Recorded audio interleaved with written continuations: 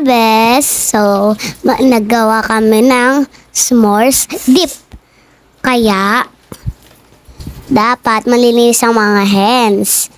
Tapos, buksan na ang chocolate. Tsaka, pag isabog-sabog yung bawal magkakadikit. Tapos, ganyan lang.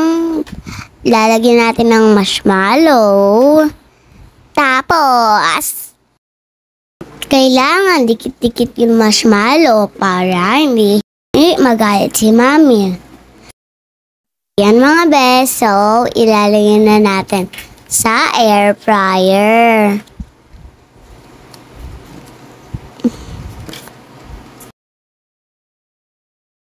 Wow, sarap! Uy, sana. So yan, mga beso. Picky man time. Ang sarap. Wow.